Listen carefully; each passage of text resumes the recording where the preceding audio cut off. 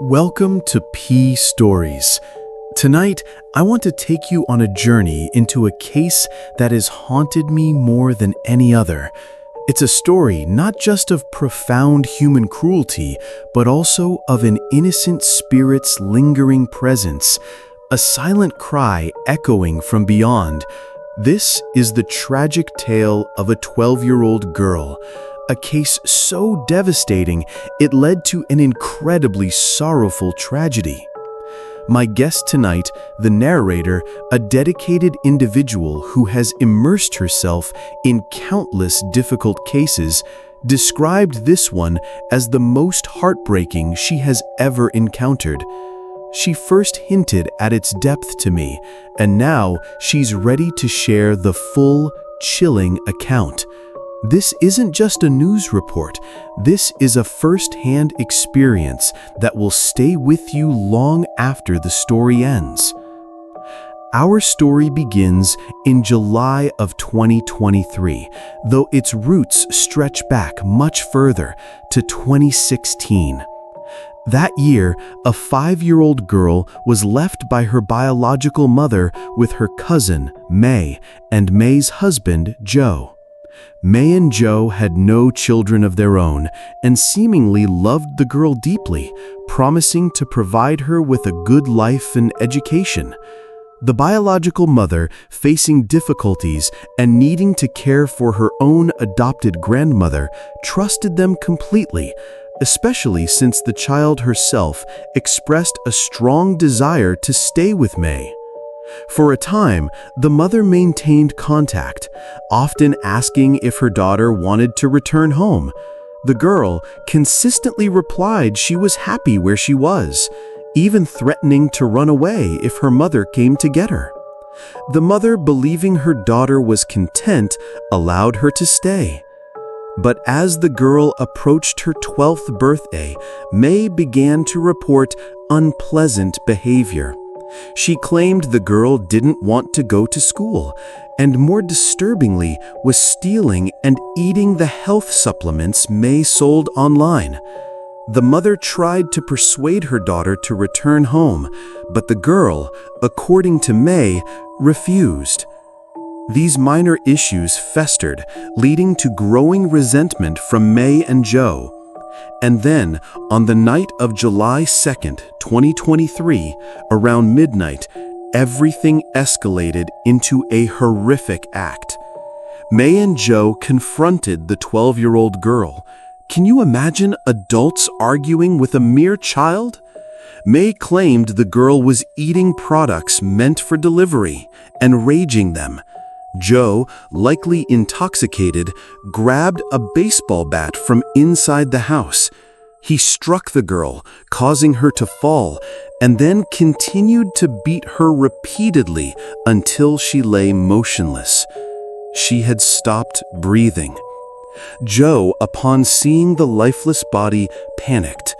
Surveillance footage reportedly showed him frantically trying to revive the child with CPR, while May remained disturbingly calm and unaffected. With the child gone, Joe and May retreated to the backyard, seemingly discussing their next steps. Around 2:49 a.m., Joe left the house, returning with borrowed tools, a drill, a grinder, a saw, claiming he needed to fix a broken loft. These tools proved useless, so he then attempted to borrow an ice cooler, but his friend didn't have one available. The next morning, July 3rd, 2023, around 7 a.m., Joe and May desperately searched for and eventually purchased a medium-sized blue ice cooler. Later that morning, Joe bought cement and soil. Back at the house, they placed the girl's body into the cooler and covered it with concrete, attempting to conceal their heinous crime. That evening, May and Joe drove to a friend named Bao. There, they confessed their dreadful deed, claiming they had accidentally killed the girl.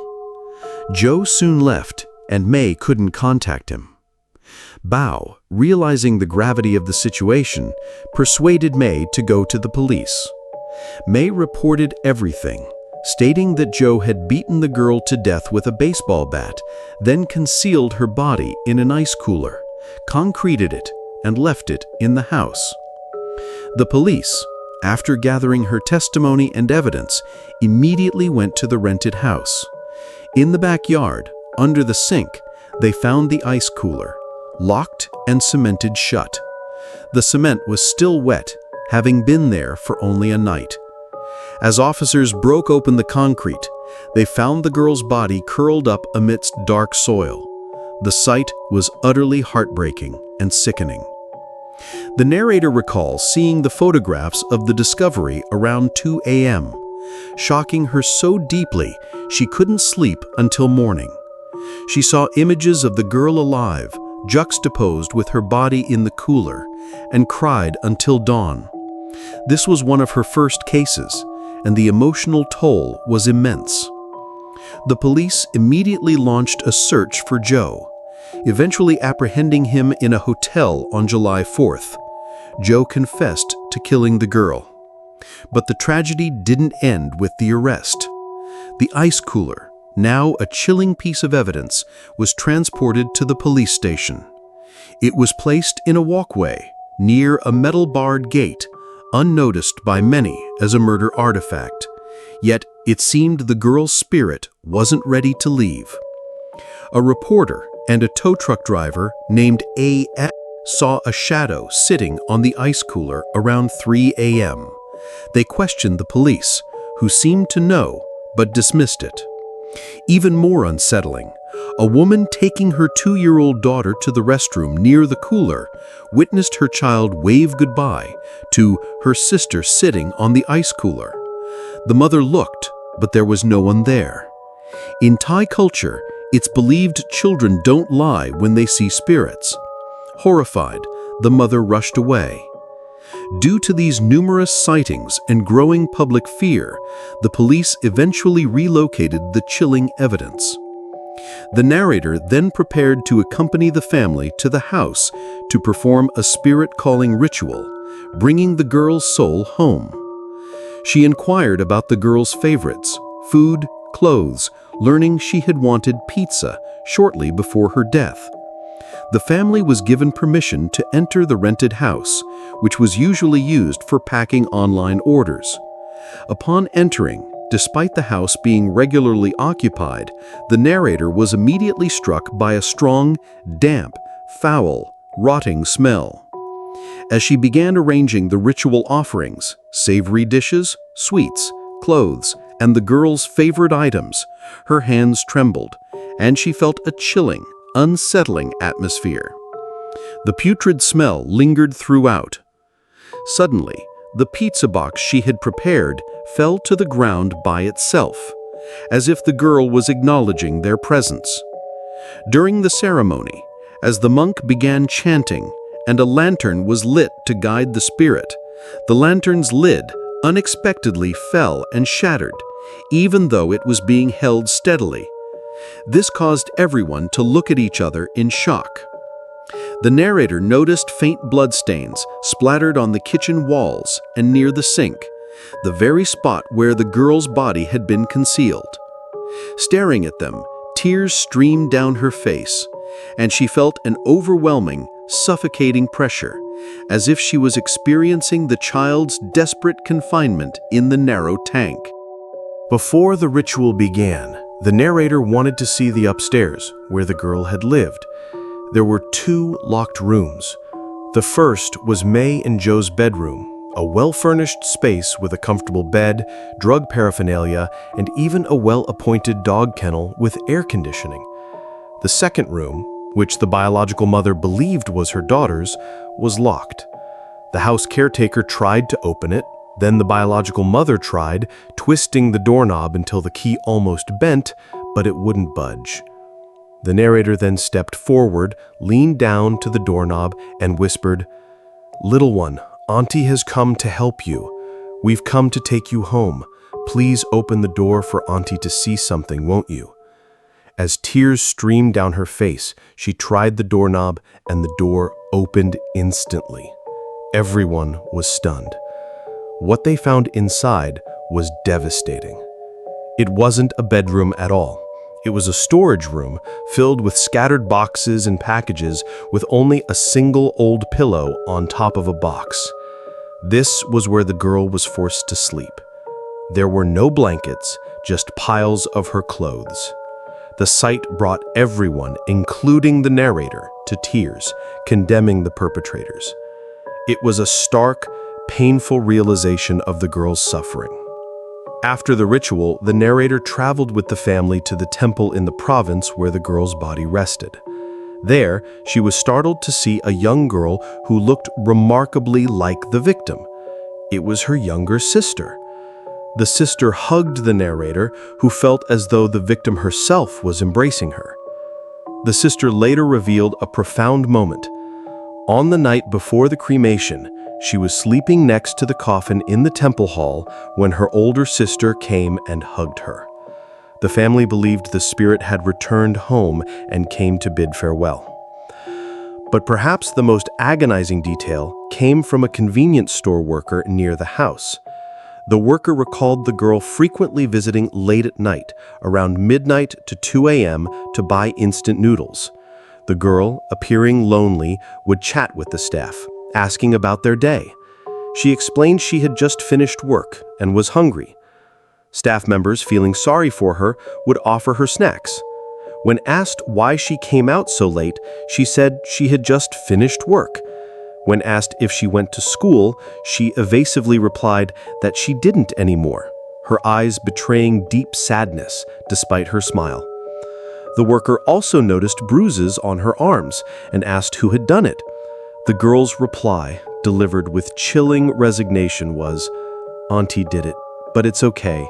It's because I was naughty." These simple words, "I was naughty," resonated deeply with the narrator. They were a way for the child to internalize her pain, accepting the blame for the abuse she endured. The convenience store worker, unaware of the severity, never reported it. Only later, when the news broke, did they realize the horror. After the funeral, police recovered additional CCTV footage that May had withheld. This footage revealed a horrifying truth. The girl had been continuously abused. The clips showed her being severely beaten, her clothes torn, her body covered in bruises to the point where her skin color was indistinguishable. The sight was so disturbing that the narrator stopped watching, unable to bear the images that haunted her sleep for a week. The biological mother also tried to view the footage from court, but her computer repeatedly crashed, as if the child's spirit did not want her mother to see her suffering. Ultimately, Joe, who confessed, was sentenced to life imprisonment, initially death, commuted. May, who denied the charges, received the death penalty. This case is not just a tale of horror, it's a stark reflection of a terrifying reality. As the narrator emphasized, it's not about ghosts, but about the cruelty of people. Stories of child abuse and domestic violence are rampant, often unreported. The girl's words, "I was naughty," embody the silenced suffering of countless children who blame themselves for the abuse they receive.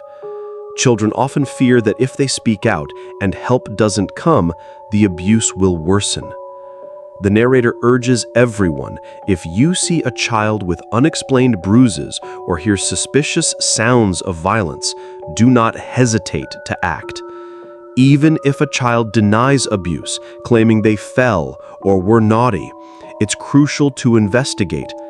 Contact the authorities or organizations. Your vigilance can save a life. This story is a poignant reminder that while we often fear the unknown, the true monsters often hide in plain sight in human form.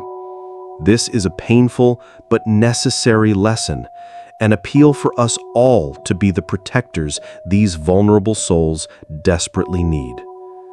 Thank you for listening, and I look forward to sharing more chilling tales with you next time.